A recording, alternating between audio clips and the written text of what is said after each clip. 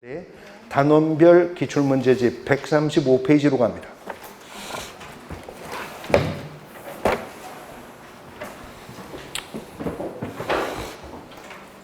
지금 우리가요, 최근 8개년간의 기출문제를 살펴보고 있죠. 예, 근데 이 교육과 보칙에서요, 최근 8개년간 기출문제가 16문제입니다. 그러니까 한 해에 2문제 정도 문제가 나온다라고 하는 거 알 수 있죠. 1번 보겠습니다. 공인중개사 법령상 개업공인중개사 등의 교육에 관한 설명으로 옳은 것을 물었어요. 1항 중개사무소 개설 등록을 신청하려는 법인의 공인중개사가 아닌 사원은 실무교육 대상이 아닙니까? 법인이 법인인 개업공인중개사 되려면 전원이 실무교육 받았어야 한다고 했잖아요. 틀렸고요. 2항 개업공인중개사가 되려는 자의 실무교육 시간은 26시간 이상 32시간 이하가 아니라 28시간 이상, 여기 요 교육 시간이죠. 28시간 이상 32시간 이내에서 하는 것입니다. 3항 중개보조원이 받는 실무교육에는 부동산 중개 관련 법 제도의 변경사항이 포함되나요? 중개보조원은 공인중개사가 아닌 자이잖아요. 현장 안내나 일반 서무 등 단순한 업무만 보조할 수 있는 자이니 보조원에게 법 제도 변경사항을 설명할 필요 없죠. 그냥 직무 수행에 필요한 직업윤리 등만 서너 시간 정도 할 뿐입니다. 4항 국토부 장관 시도지사 등록관청은 개업공인중개사 등에 대한 부동산 거래사고 예방 등의 교육을 위해서 교육 관련 연구에 필요한 비용을 지원할 수 있다. 사항이 옳은 지문이죠. 5항 소속 공인중개사는 2년마다 국토교통부 장관이 실시하는 연수교육을 받는다. 국토부 장관이 연수교육을 하는 경우가 예외라도 있어요? 없다 그랬죠. 실무교육과 연수교육은 오직 누구만? 시도지사만 시행하는 교육이었습니다. 사항이 정답이었었고요. 페이지 넘어가 2번. 공인중개사 법령상 조례가 정하는 바에 따라 수수료를 납부해야 하는 경우를 모두 고른 것은, 이거 재작년 기출문제인데요. 요 문제 유의하셔야 될게요. 지금 그냥 수수료 내야 하는 경우를 모두 고르라지 않고 뭐라 그랬어요? 조례가 정하는 바에 따라 수수료를 내는 경우를 고르라고 했어요. 기업 분사무소 설치신고 필증 재교부 신청하려면 주사무소, 시군구, 조례가 정하는 수수료 내야죠. 근데 니은 방금 전에 우리가 내용 핵심 요약 정리했는데 국토부 장관이 시행하는 공인중개사 자격시험에 응시할 때는요, 시도 조례가 정하는 수수료 내는 게 아니고 국토부 장관이 결정 공고하는 수수료 내는 겁니다. 그 다음 디귿 중개사무소 개설 등록 신청할 때 시군구 조례가 정하는 수수료 내야죠. 리을 분사무소 설치 신고할 때 주사무소 소재지 시군구 조례가 정하는 수수료 내는 거죠. 그래서 정답은 3항 기업 디귿 리을인데 그 당시 이 시험 5항을 정답으로 잡아 틀린 분들 많았어요. 그냥 대충 지문을 읽은 거죠. 수수료 내야 되는 경우는 이렇게만 보니까 잘못 판단이 되었었던 겁니다. 3항이 정답입니다. 3번 공인중개사 법령상 포상금 지급에 관한 설명으로 옳은 것은 1항 포상금은 건당 150만 원으로 해요. 공인중개사법의 포상금은 무조건 50만 원입니다. 그러면 부동산 거래 신고 등에 관한 법령상 포상금도 무조건 50만 원인가요? 부거법에서도 포상금 있잖아요. 그것도 50만 원인가요? 그거는 50만 원도 있지만 아닌 것도 있었습니다. 예를 들어서 부동산 거래 신고를 거짓 신고한 자, 이자를 신고 고발한 자는 50만 원 주는 게 아니라 얼마 준다 그랬죠? 예, 그 자가 신고 고발당한 자가 과태료 부과 처분이 확정되면 확정된 과태료 금액의 20%를 포상금으로 줄 건데 단 지급 한도는 1,000만 원으로 한다. 나머지는 이제 50만 원이고, 근데 우리 공인중개사법은 무조건 포상금은 50만 원입니다. 2항 검사가 신고 사건에 대해서 기소유예 결정을 한 경우에는 포상금 지급하지 않나요? 여기 공소 제기했을 뿐만 아니라 기소유예했을 때도 포상금 준다고 했었죠. 그 다음에 3항 포상금 지급에 소요되는 비용 중 시도에서 보조할 수 있는 비율은 100분의 50 이내로 한다. 지금 시도가 보조한다 그랬어요. 여기 국고가 보조한다 그랬죠. 국고가 보조해요. 4항 포상금 지급 신청서를 제출받은 등록관청은 그 사건에 관한 수사기관의 처분 내용을 조회한 후 포상금 지급을 결정하고 그 결정일로부터 1월 이내에 포상금을 지급해야 한다. 사항이 옳은지면 정답이죠. 근데 공인중개사법상 포상금은 지급 결정일로부터 1개월 이내에 지급하는데 부동산 거래 신고 등에 관한 법령에서 포상금은 지급 신청서가 접수된 날로부터 2개월 이내에 포상금 준다 하는 또 차이점이 있었었네요. 사항이 정답이고요. 5항 등록관청은 하나의 사건에 대해서 2건 이상의 신고가 접수된 경우에 공동으로 신고한 것이 아니면 포상금 균등하게 배분해서 지급합니까? 2건이면 최초로 신고 고발한 자에게 주는 거죠. 그러니까 이 표현 유의하셨죠?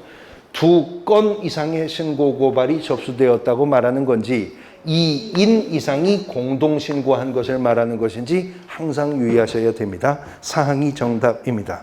4번 문제 개업공인중개사 등의 교육에 관한 설명으로 옳은 것을 모두 고르랍니다. 기업, 실무교육을 받는 것은 중개사무소 개설 등록의 기준에 해당한다. 그렇죠? 등록 신청일 전 1년 이내에 받았어야죠. 니은, 개업공인중개사로서 폐업신고 후 1년 이내에 소속 공인중개사로 고용신고하려는 자, 실무교육 받아야 돼요? 안 받아도 됩니다. 그 다음, 디귿. 연수교육 시간은 28시간 이상 32시간 이하였던가요? 그 시간은 실무교육 시간이었었고 연수교육은요? 12시간 이상 16시간 이내였었던 거잖아요. 리을 연수교육을 정당한 사유가 없이 받지 않으면 500만 원 이하의 과태료를 부과한다. 그렇죠? 누가? 시도지사가. 연수교육은 시도지사가 시행하는 시험이니까 기업과 리을만 맞습니다. 2항이 정답입니다. 5번 교육에 관한 설명으로 틀린 것을 묻습니다. 2항 지문을 보시면 연수교육을 실시하려는 경우에 그 교육 일시 장소를 관보에 공고한 후 대상자에게 통지한다? 아니죠. 교육 대상자에게 언제까지? 2년이 되기 2개월 전까지 2년이 되기 2개월 전까지 통지를 한답니다. 그러면 관보라는 말은 언제 봤었죠? 관보. 여기는 관보 없고요. 관보. 지금 제가 지금 쳐다보고 있잖아요. 업무를 뭐 이렇게 크게 대답을 써 있는데 업무를 위탁한 사실은 관보에 고시한다. 업무를 위탁한 사실은 관보에 고시한다. 여기에 관보라는 말이 있고요. 크게 대답하신 분에게 여쭤보는데 여기 말고 또 우리가 관보를 본 적이 있어요. 이건 뭐 금방 한 거고 써 있는 거니까. 여기 말고 또 관보가 있었잖아요. 뭐요? 어디 있었죠? 그게 올해 또 개정된 거였었어요. 시험 공고요. 공인중개사 시험 공고는 개략적 사항은 매년 2월 말일까지, 확정 공고는 시험 시행일 90일 전까지 공고하는데 이제 어떻게 공고한다? 관보, 일간신문, 아니 인터넷 가기 전에 관보, 일간신문, 방송 중 하나에 공고하고 인터넷 홈페이지에도 공고해야 된다. 거기서도 우리가 관보라고 하는 말을 본 적이 있었었네요. 2항이 정답입니다. 6번 교육에 관한 설명으로 옳은 것은 1항 분사무소 책임자가 되고자 하는 공인중개사는 고용신고일 전 1년 이내에 시도지사가 실시하는 연수교육을 받아야 돼요. 일단 먼저 실무교육부터 받았어야죠. 틀렸고요. 2항 폐업신고 후 1년 이내에 중개사무소 개설 등록을 다시 신청하려는 공인중개사는 실무교육 받지 않아도 된다고 그랬죠. 2항이 정답. 3항 시도지사는 연수교육을 실시하려는 경우 실무교육 또는 연수교육을 받은 후 2년이 되기 1개월이 아니라 2개월 전까지였었죠. 틀렸고요. 상, 연수교육 시간이 3시간 이상 4시간 이하요? 그건 직무교육 시간이고 연수교육은 12시간 이상 16시간 이하였었죠. 5항, 고용관계 종료 신고 후 1년 이내 고용신고 다시 하려는 보조원 직무교육도 받아야 돼요? 1년 이내라면 안 받아도 됐었습니다. 2항이 정답입니다. 7번 문제, 공인중개사 법령상 갑과 을이 받을 수 있는 포상금의 최대 금액은, 포상금과 관련해서 문제가 어렵게 나온다면 이제 이런 방식이 출제가 되는 건데요. 지금요, 갑은 얼마를 받을 수 있고 을은 얼마를 받을 수 있느냐 하는 거잖아요. 하나씩 봅니다. 첫 문제, 갑은 중개사무소를 부정한 방법으로 개설 등록한 A와 B를 각각 고발했고 검사가 A는 공소 제기했는데 B는 무혐의 처분을 했답니다. 자, 여기 보시면 부정한 방법으로 등록한 자 신고 고발하면 포상금 받을 수가 있죠. 그런데 부정한 방법으로 등록을 한 A와 B를 갑이 고발했는데 A는 공소 제기했고 B는 무혐의 처분을 내렸대죠. 그러면 A 신고한 것은 50만 원 받을 가능성 일단 열렸지만 B는 무혐의 처분이 떨어졌으니까 갑이 헛짚은 거죠. B 신고한 건 포상금 줄 가능성 이미 없어졌어요. 두 번째 문장, 을은 중개사무소를 부정한 방법으로 개설 등록한 C를 신고했는데 C는 형사재판에서 무죄 판결을 받았대나요? 여기 부정한 방법으로 등록한 자 신고 고발하면 포상금 받을 수 있죠. 그런데 을이 C를 신고 고발했는데 C가 법원에서 무죄 판결이 확정되었대요. 그러면 신고 고발한 을을 포상금 줘요, 안 줘요? 자, 생각해 보세요. C가 법원에서 무죄 판결이 나왔대요. 그러면 무죄 판결이 나왔다는 것은 형사 공판 절차가 개시가 되었으니까 재판이 진행되어서 판결이 나왔죠. 공판 절차가 개시가 되었다는 건 뭐예요? 검사가 공소 제기를 했으니까 공판 절차가 열린 거죠. 그러니까 무죄 판결을 받았다는 거는요, 검사가 공소 제기했다는 증거예요. 그렇기 때문에 C를 신고 고발한 을은 50만 원 포상금 지급이 확정되게 되는 겁니다. 이런 사례, 헷갈리기가 쉬운 사례예요. 그 다음에 세 번째 문장, 갑과 을은 포상금 배분에 관한 합의 없이 중개사무소 등록증을 대여한 D를 공동으로 고발하여 D가 기소유예 처분을 받았다. 여기에요, 등록증 양도 대여한 자 신고 고발하면 포상금 받을 가능성 열렸죠. 근데 지금 D가 기소유예가 되었다면 등록관청은 포상금 지급을 결정해야 되죠. 근데 D를 누가 신고 고발했대요? 갑과 을이 공동으로. 근데 둘이 배분 방법에 합의가 없었다면 각각 얼마씩? 25만 원씩 받을 수가 있겠습니다.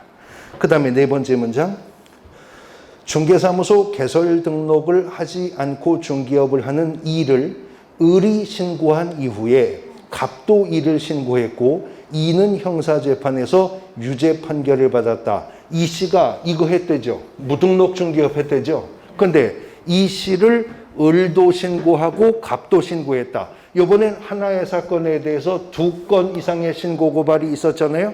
근데 누가 신고를 먼저 했어요? 을이 먼저 했으니까 을이 포상금 지급받게 될 겁니다. 이제 마지막 문장, A, B, C, D, E는 갑 또는 을의 위 신고 고발 전에 행정기관에 의해 발각되지 않았다. 여기요, 발각되기 전에 신고했죠. 그러면 이제 계산한 금액이 확정되는 것이니 갑은요, A를 신고하여 50만 원, D를 을과 공동 신고하여 균등 배분한 25만 원에서 75만 원. 그 다음에 을은 C와 E를 신고한 거 50만 원에 D를 갑과 공동 신고에 균등 배분 받은 거 25만 원에서 125만 원. 그래서 갑은 75만 원, 을은 125만 원. 사망이 정답이 되는 것입니다. 8번 문제. 공인중개사 법령상 수수료 납부 대상자에 해당하는 건 모두 몇 개냐? 첫 번째, 분사무소 설치 신고할 때 내요? 내죠. 그 다음 두 번째, 개설 등록 신청할 때 내죠. 휴업 신고할 때 안 내요. 휴업 신고할 때 안 내고, 등록증 재교부 신청할 때 내야죠. 자격증 처음 교부받을 때 안 냅니다. 내야 되는 경우는 모두 3개. 사망이 정답입니다. 9번. 교육에 관한 설명으로 옳은 것은 1항 실무교육을 받은 개업공인중개사는 실무교육을 받은 후 2년마다 시도지사가 실시하는 직무교육이 아니라 연수교육 받았어야죠. 2항 분사무소 책임자가 되고자 하는 공인중개사는 고용신고일 전 1년 이내에 시도지사가 실시하는 연수교육이 아니라 실무교육 먼저 받았어야죠. 3항 고용관계 종료 신고 후 1년 이내에 다시 중개보조원으로 고용신고 대상이 된 자는 시도의사 등록관청 실시하는 직무교육 받지 않아도 되죠? 3항 정답이고요. 실무교육 시간이 28시간 이상 32시간 이하예요? 그래요. 근데 뒤에 연수교육 시간이 서너 시간이든가요? 그건 직무교육 시간이죠. 연수교육 시간은 12시간 이상 16시간 이내였었습니다. 5항 국토교통부 장관이 마련하여 시행하는 교육 지침에는 교육 대상, 교육 과목, 교육 시간 등이 포함되어야 하나 수강료는 그러하지 아니하다. 수강료까지도 다 포함되어서 지침을 마련할 수 있습니다. 사망이 옳은 지문이고요. 10번 문제. 포상금에 관한 설명으로 틀린 것을 물었는데 이 항을 보시면 포상금 지급에 소요되는 비용은 전부 또는 일부를 국고에서 보조할 수 있다. 전부 보조할 수도 있어요. 한도는 50% 범위 내에서죠. 11번 교육에 관한 설명으로 틀린 것을 물었는데 사망 지문을 보면 실무교육 실시하려는 경우 교육 실시 기관은 교육일 7일 전까지 교육일 시 장소 내용 등을 대상자에게 통지해야 된다. 그런가요? 실무교육 통지? 아니, 2년이 되기 2개월 전까지는 연수교육 통지잖아요. 10일 전까지는 부동산 거래사고 예방교육 통지잖아요. 그럼 실무교육은요? 통지 없어요. 통지 없어요. 등록 신청하고자 하는 자 등이 자기가 등록 신청 예정일 전 1년 이내 실무교육 받으면 되는 거니까 실무교육은 통지 없는 겁니다. 연수교육을 안 받으면 어떻게 된다고요? 500만 원 이하의 과태료 처분 사유에 속하죠. 실무교육을 안 받으면 없어요. 단 실무교육 안 받았으면 등록 안 해줘요. 분사무소 설치 신고 안 받아주는 거지 제재가 있는 건 아닌 것입니다. 교육 통지도 없는 것이고요. 12번 같은 아까 보셨던 기출문제하고 똑같은 문제이잖아요. 똑같은 문제인데 보실까요? 포상금 최대 금액을 묻습니다. 갑은 개설 등록하지 아니하고 중기업을 한 A를 고발하여 A는 기소유예 처분을 받았다. 갑이 신고 고발한 자가 이거 했대죠. 무등록 중개업자. 그러면 갑이 A를 신고 고발했으니까 일단 갑은 50만 원 받을 수 있겠네요.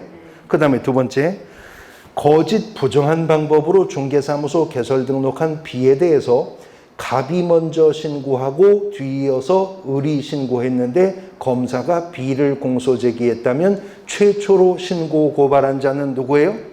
갑이니까 갑이 50만 원을 또 받을 수가 있겠습니다. 세 번째 문장, 갑과 을은 포상금 배분에 관한 합의 없이 공동으로 공인중개사 자격증을 다른 사람에게 대여한 C를 신고했는데 검사가 공소 제기했는데 C가 무죄 판결이 나왔대요. 그러면 무죄 판결이 나왔어도 C를 신고한 자 포상금 받을 수 있어요? 그런데 갑과 을이 공동 신고했대요. 근데 배분 방법에 합의가 없었대요. 그럼 얼마씩? 25만 원씩 포상금 받을 수가 있겠습니다. 네 번째 문장, 을은 중개사무소 등록증을 대여받은 D와 E를 신고했는데 검사가 D는 무혐의 처분, E는 공소 제기했는데 또 무죄 판결 나왔다. 무죄 판결 나왔어도 D는 무혐의 처분이 나왔기 때문에 D를 신고한 건 포상금 받을 게 없지만 E는 어쨌거나 검사가 공소 제기했죠. 그럼 50만 원 지급이 확정되죠.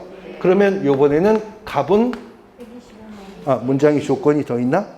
마지막 A, B, C, D는 갑 또는 을의 위 신고 고발 전에 행정기관에 발각되지 않았다. 그럼 확정되었죠? 갑은 총 125만 원. 그 다음에 을은 75만 원. 이번에는 125만 원, 75만 원. 그래서 사항이 정답이 되는 문제였었습니다. 13번. 행정청에 수수료 납부해야 되는 사유로 명시되어 있는 것을 모두 고르라. 기억, 개설 등록 신청할 때 수수료 내야죠. 니은, 분사무소 설치 신고할 때 내야죠. 그러나 디귿, 휴업 신고할 때 안 내고요.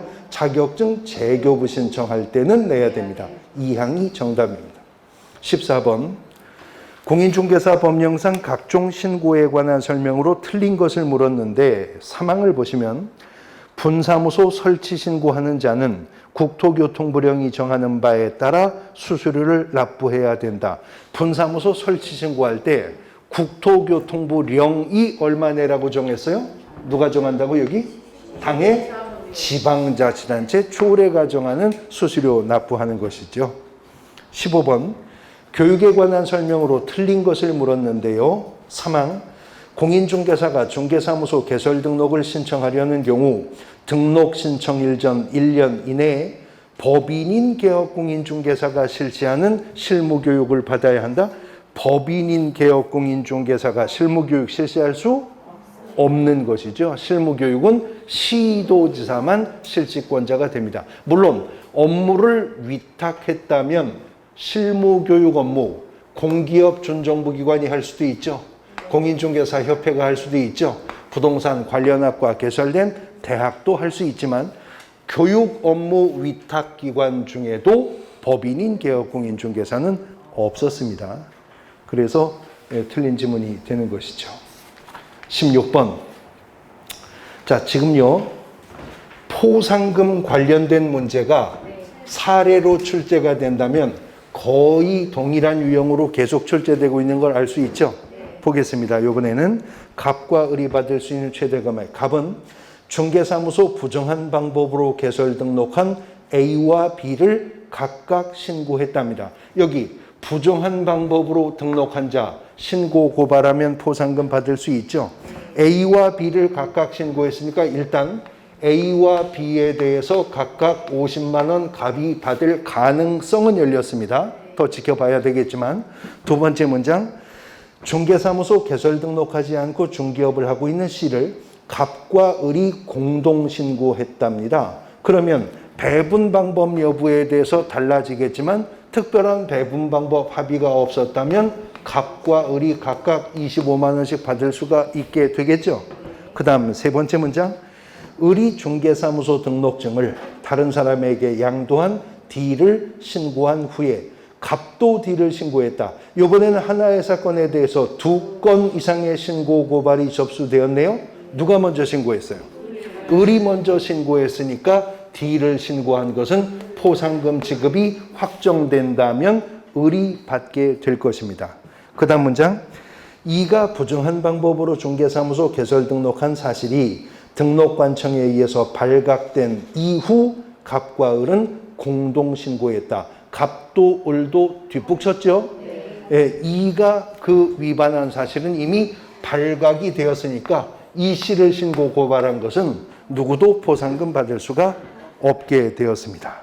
그 다음 담당 검사는 A와 E에 대해서 공소 제기. 그러면 A씨 신고한 거 포상금 지급인데 E씨는요 공소 제기했어도 발각된 후 신고 고발했으니까 포상금 이미 아까 못 받는 조건이었어요.